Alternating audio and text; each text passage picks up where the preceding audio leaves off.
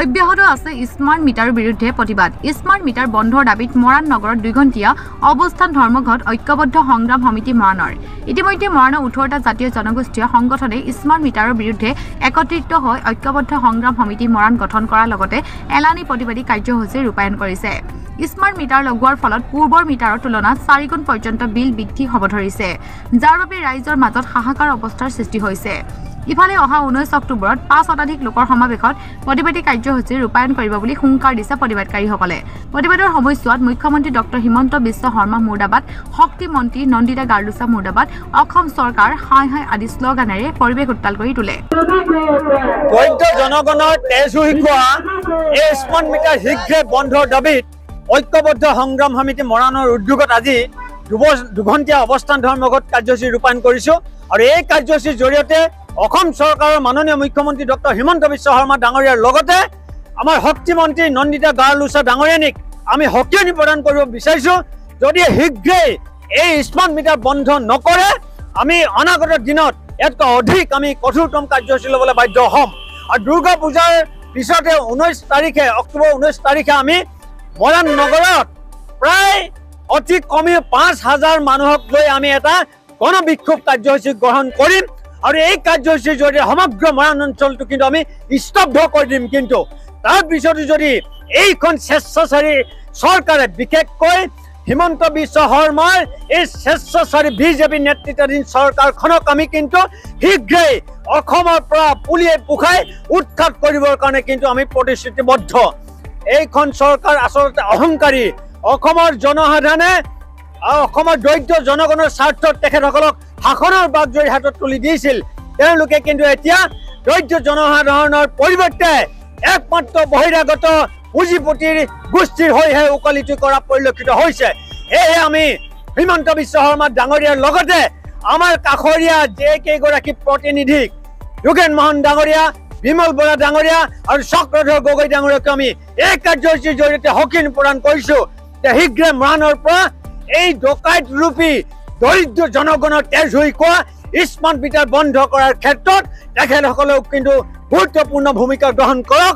অন্যথা কিন্তু আমি ঐক্যবদ্ধ সংগ্ৰাম সমিতিয়ে আমি তেখেতসকলৰ ওপৰতো কিন্তু গণতান্ত্ৰিকভাৱে আমি প্ৰতিবাদী কাৰ্যসূচী ল'বলৈ আমি প্ৰতিশ্ৰুতিবদ্ধ। অসমৰ মুখ্যমন্ত্ৰী স্মাৰ্ট মিটাৰক লৈ যোৱা পৰহি যিটো চালে বেৰে কোৱা কথা কৈছে, আমি তাত এই প্ৰতিবাদস্থলী পাই মৰাণৰ ঐক্যবদ্ধ সংগ্ৰাম সমিতিয়ে মৰাণৰ 16টাতকৈ জাতীয় জনগোষ্ঠীয় সংগঠনে আমি তীব্ৰ ভাষাৰে গৰিহণা দিছো। অসমৰ মুখ্যমন্ত্ৰীয়ে কৈছে যে স্মাৰ্ট মিটাৰ ফলাফল পাবলৈ এবছৰলৈ ৰখিব লাগিব, কিন্তু এই এবছৰত অসমৰ জনসাধাৰণৰ পইচা তেওঁ লুটি পুটি নিব। তেওঁ কি ক'ব বিচাৰিছে? অসমৰ জনসাধাৰণক তেওঁ বুৰ্বক বনাব বিচাৰিছে নেকি? অসমৰ জনগণক কি মূৰ্খ বুলি ভাবিছে নেকি? যে তেওঁ কৈছে যে গৰম দিনত বিল বেছি হ'ব, ঠাণ্ডা দিনত বিল কমিব।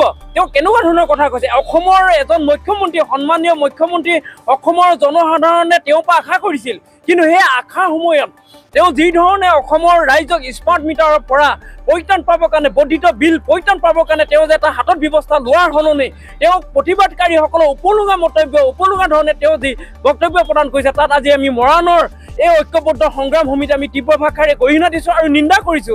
আৰু তেখেতে এজন দায়বদ্ধ থকা এজন দায়িত্বশীল মুখ্যমন্ত্ৰী হিচাপে অসমৰ জনসাধাৰণৰ সমস্যাসমূহ সমাধান কৰাৰ ক্ষেত্ৰত এই স্মাৰ্ট মিটাৰ অসমৰ খিলঞ্জীয়া জনসাধাৰণৰ দৰিদ্ৰ জনসাধাৰণৰ জেপৰ পৰা যিখিনি পইচা সৰকাই নিছে, যাতে এই স্মাৰ্ট মিটাৰ বন্ধ কৰি সেই দৰিদ্ৰ ৰাইজক অতি সোনকালে সকাহ প্ৰদান কৰিবৰ কাৰণে আমি এই প্ৰতিবাদস্থলী পৰা আমি সকিয়নি প্ৰদান কৰিছোঁ। আৰু তেখেতক অনুৰোধ জনাইছোঁ শীঘ্ৰে এই স্মাৰ্ট মিটাৰ ক্ষেত্ৰত এক বিহিত ব্যৱস্থা গ্ৰহণ কৰি অসমৰ জনসাধাৰণক এই জীৱনৰ এই মানে স্মাৰ্ট মিটাৰৰ পৰা মানে পৰিত্ৰাণ পোৱাৰ এটা ব্যৱস্থা ল'বৰ কাৰণে আমি অনুৰোধ জনাইছোঁ। অসমৰ মাননীয় মুখ্যমন্ত্ৰী ডাঙৰীয়াই দিল্লী চৰকাৰৰ পৰা কিছু শিক্ষা লোৱাৰ প্ৰয়োজন আছে।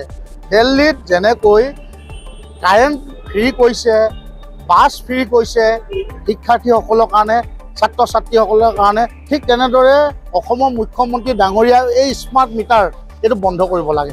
আমি দেখিছোঁ যি ঘৰ মানুহৰ দৰিদ্ৰ সীমাৰ তলত থকা মানুহৰ ঘৰটো যদি ফ্ৰী দিছে চৰকাৰৰ ফালৰ পৰা, লেট্ৰিনটো যদি ফ্ৰী দিছে, তাত কিন্তু কি কৰিছে তেওঁলোকে স্মাৰ্ট মিটাৰ লগোৱা এটা ব্যৱস্থা কৰিছে। সেই দুখীয়া দৰিদ্ৰ মানুহবোৰে কেনেকৈ মাহেকত 1000 টকা বিল দিব? আৰু এটা কথা আমি গম পাইছোঁ, যিসকল ঠিকাদাৰক এই স্মাৰ্ট মিটাৰ সংযোগ কৰিবলৈ তেওঁলোকে নিয়োগ কৰিছে, সেই ঠিকাদাৰসকলে এটা দাবী ধমকিৰে দুখীয়া দৰিদ্ৰ মানুহক কৈছে যদি আপোনালোকে স্মাৰ্ট মিটাৰ সংস্থাপন নকৰে পৰৱৰ্তী সময়ত 14-15 হাজাৰ টকা দি হ'লেও স্মাৰ্ট মিটাৰ লগাব। এনেকুৱা কিছুমান কথা মুখ্যমন্ত্ৰী ডাঙৰীয়াৰ লগতে এই ঠিকাদাৰসমূহে কৈছে। আমি আজি এই প্ৰতিবাদস্থলীৰ পৰা এটা কথা স্পষ্ট কৰি দিছোঁ, অসমত কোনো পৰ্যায়ে এই স্মাৰ্ট মিটাৰ সংযোগ নহ'ব।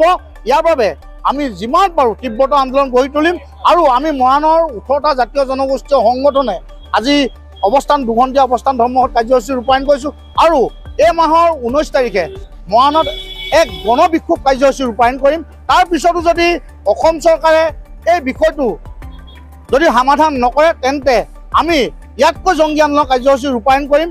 আমি অসম বন্ধৰ লেখীয়া কাৰ্যসূচী ৰূপায়ণ কৰাও এটা সিদ্ধান্ত লৈছোঁ। যদি আমাৰ এই কথাবোৰ তেওঁলোকে চিন্তা চৰ্চা নকৰে তাৰ বাবে সম্পূৰ্ণৰূপে অসম চৰকাৰ দায়ী হ'ব। আমি এই প্ৰতিবাদস্থলীৰ পৰাই এটাই চৰকাৰক শক্তিনি প্ৰদান কৰিছে, এই স্মাৰ্ট মিটাৰে বিজেপি চৰকাৰৰ পতন হোৱাটো খাটাং। এই স্মাৰ্ট মিটাৰে তেওঁলোকক পতন আনিব যদি তেওঁলোকে স্মাৰ্ট মিটাৰ বন্ধ নকৰে।